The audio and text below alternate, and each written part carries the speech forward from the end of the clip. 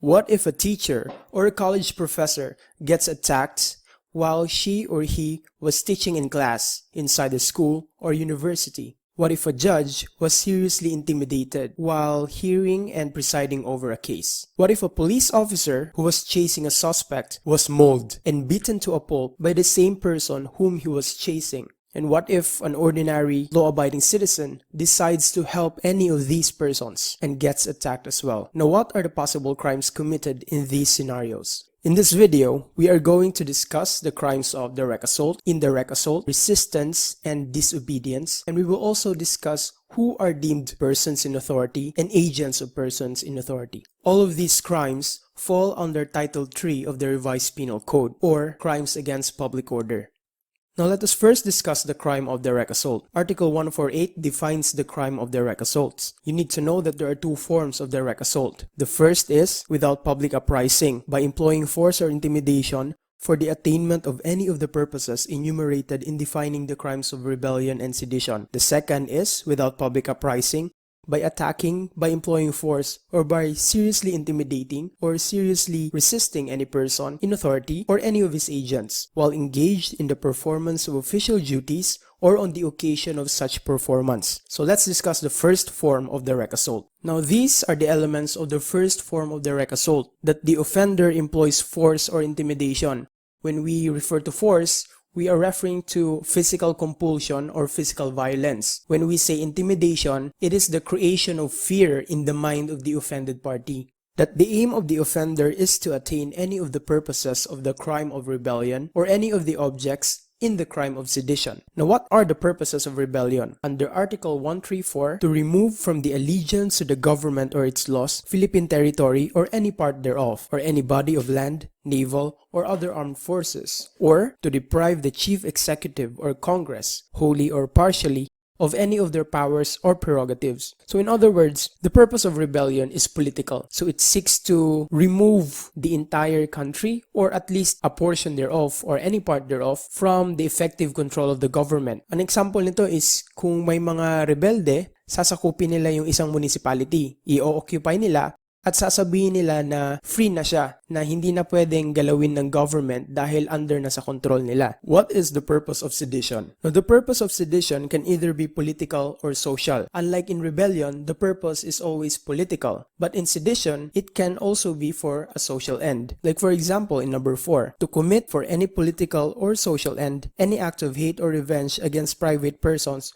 or any social class. For example, if there are a group of people who hate rich persons, then they would just go around destroying the properties of rich persons. So that is an example of committing any act of hate against a particular social class. Now in sedition, the offenders create disturbances and commotions. They are seeking to achieve their goals outside of legal means or outside the boundaries which are legally acceptable. Now, the third element of the first form of direct assault is that there is no public uprising. Now, let's compare the crimes of rebellion, sedition, and direct assault. In rebellion, there is public uprising and taking up arms against the government. In sedition, the offenders rise publicly and tumultuously, while in direct assault, the offenders commit the act without public uprising. So in rebellion and sedition, there is always public uprising, while in direct assault, it is without public uprising.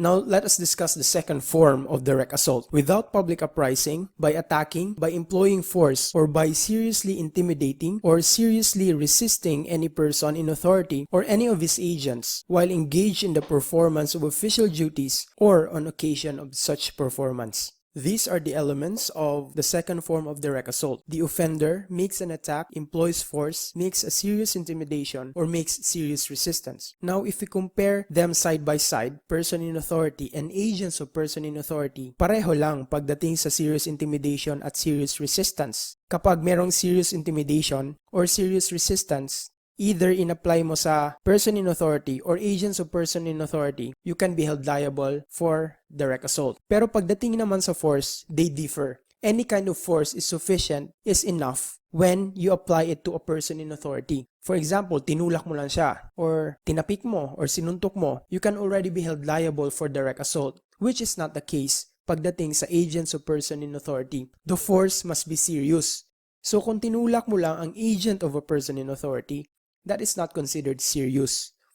Now in the case of US versus Tabiana, a simple blow with the hands is not enough. Sa Rivera naman versus People, the court ruled that aside from the accused punching the offended party in the face, the court also observed that the accused exuded an aura of arrogance and defiance of authorities. Now in serious resistance, the accused in this case, after an attempt had been made to arrest him, offered grave resistance by refusing to submit himself to arrest and by striking at the policeman with a knife. So yung pala, kaya siya na-consider as serious resistance is because the accused attempted to strike at the policeman with a knife. Now that act was considered serious resistance. With respect to serious intimidation, these are the examples.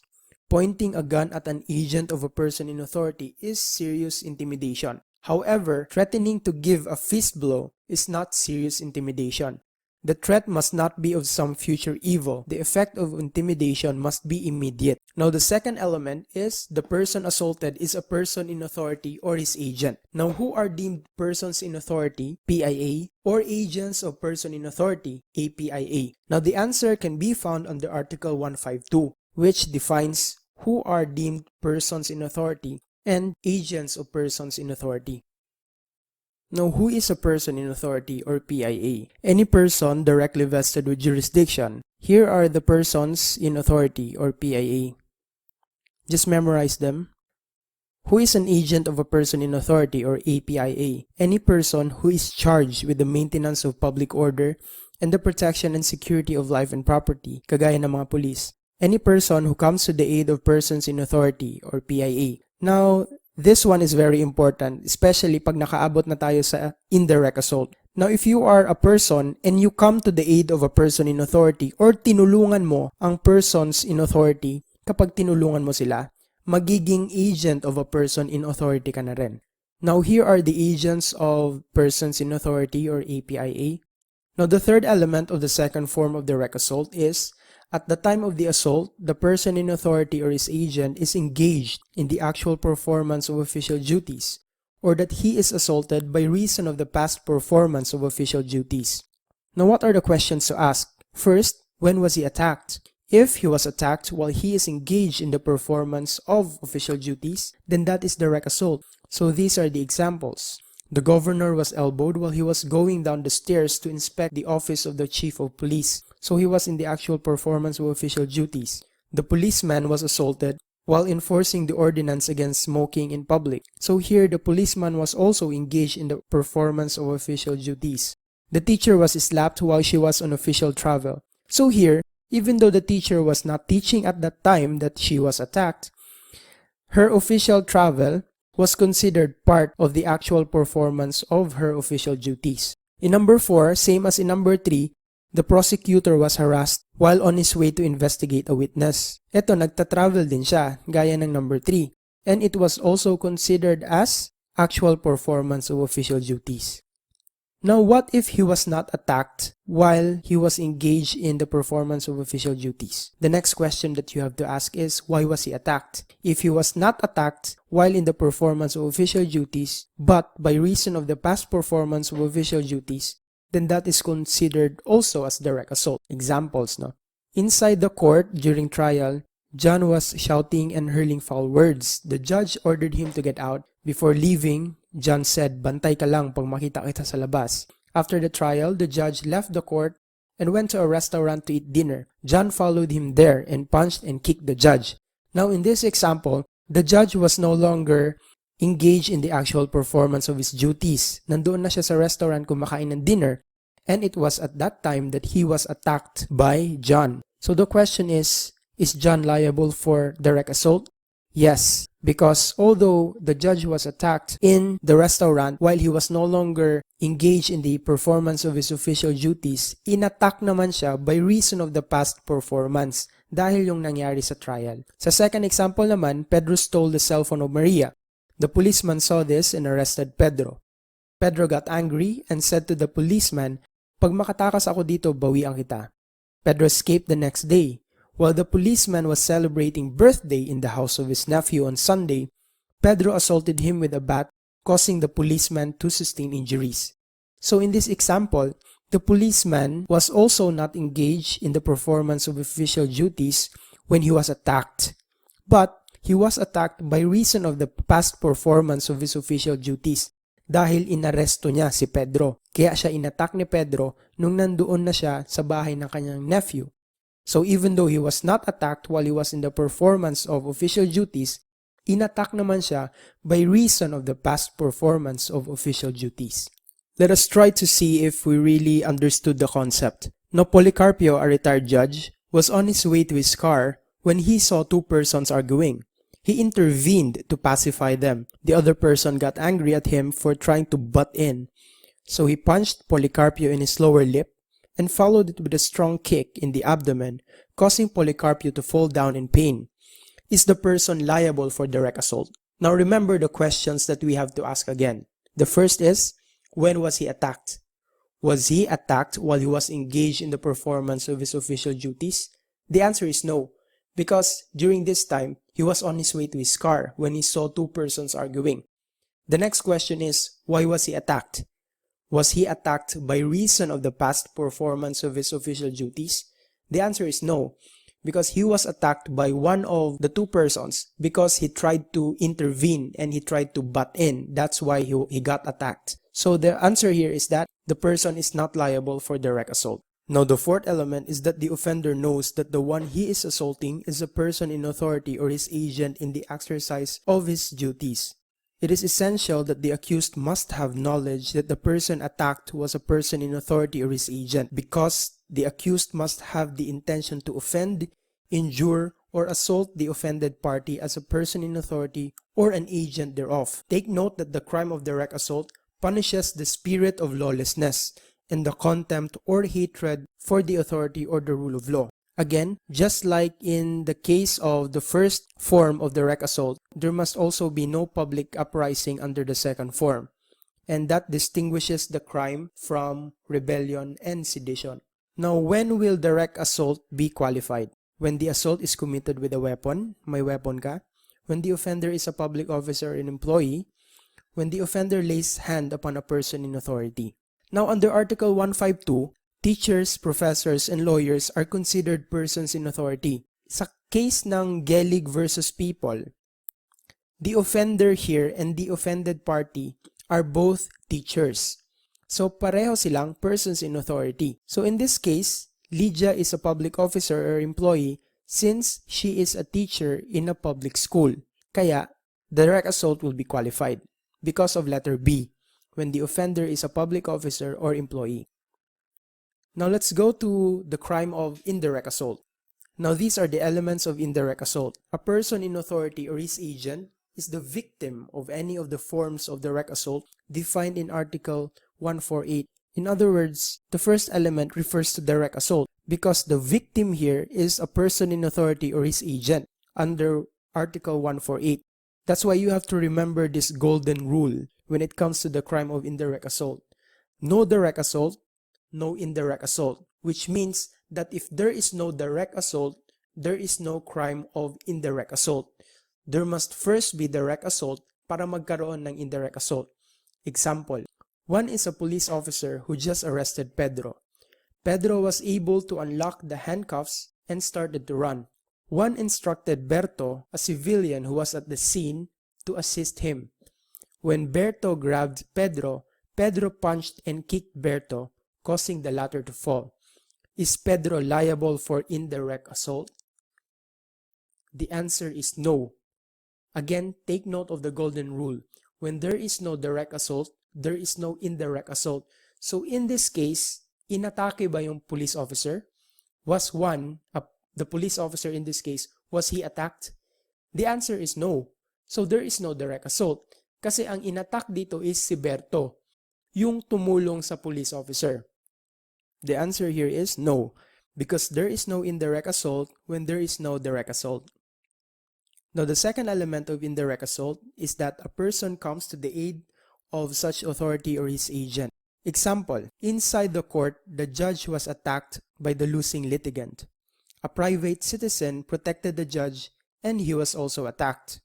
Question here, Is there a crime of indirect assault? Now you have to recall who are the agents of persons in authority. Remember that when a person comes to the aid of a person in authority, he will be converted into an agent of a person in authority. So magiging agent of person in authority siya kapag ang tinulungan niya ay ang person in authority. So kapag naging agent of person in authority na siya because he came to the aid of a person in authority, any attack on his or her person becomes direct assault. Kasi 'di ba? Sa element ng direct assault is the person assaulted is a person in authority or his agent. So if you assaulted an agent of a person in authority, you will be held liable for the crime of direct assault. Kaya dito sa case na to, may direct assault na nakomit sa judge. At yung tumulong sa kanya na private citizen, naging agent of a person in authority na rin. At dahil naging agent of person in authority siya, ang attack sa kanya ay magiging direct assault din. So in this example, walang indirect assault na nakomit, kundi there are 2 counts of direct assault against the judge and against the private citizen who became an agent of a person in authority kasi he came to the aid of a person in authority who is the judge.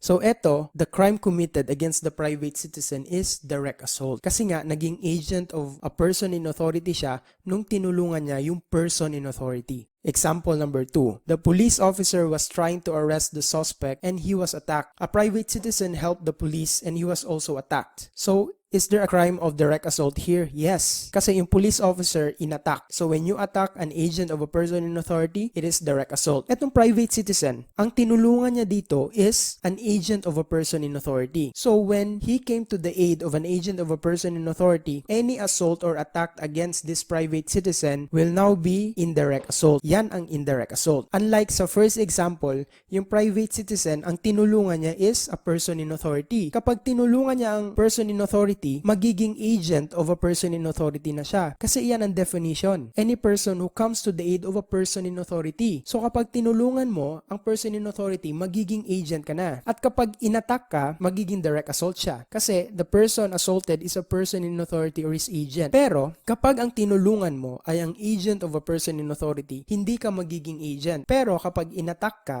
indirect assault is committed against you.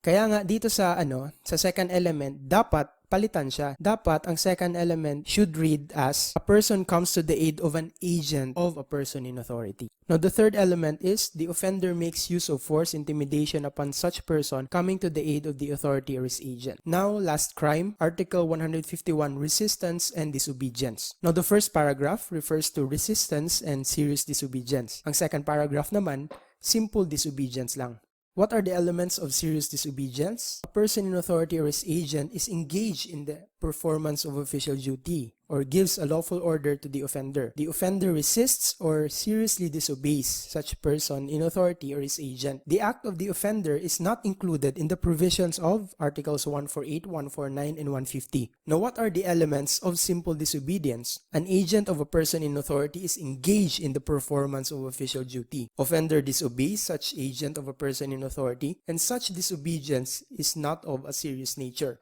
Now, I encountered an article while I was browsing, while I was surfing. Ito siya sa isang site, sinulat niya dito na the laying of hands or using physical force against person in authority or their agents when not serious in nature also constitutes resistance or disobedience under 151 of the RPC. This is wrong kasi we've learned earlier na when you lay your hand on a person in authority, kasi any kind of force, when you apply any kind of force against a person in authority, that is direct assault. So this is wrong. Laying of hands or using physical force against persons in authority when not serious in nature also constitutes resistance or disobedience under 151. So when I tried to read the case of People versus Brace and Humol, hindi naman talaga siya nakalagay na person in authority. Ang nakalagay talaga sa People versus Brace and Humol is the laying of hands or using physical force against agents o person in authority. Walang nakalagay na persons in authority. So kayo, you have to be very careful sa mga reading materials ninyo, sa binabasa ninyo. Kasi laying of hands or using physical force against persons in authority is considered direct assault. It is not considered resistance or disobedience. Kasi any kind of force applied to a person in authority will fall under direct assault. Kaya dito, sa case, the laying of hands or using physical force against agents of persons in authority when not serious. Pag hindi siya serious, magiging resistance lang siya or disobedience under Article 151. And to fall under Article 151, dapat hindi siya serious. Kasi pag serious siya at it is applied sa agent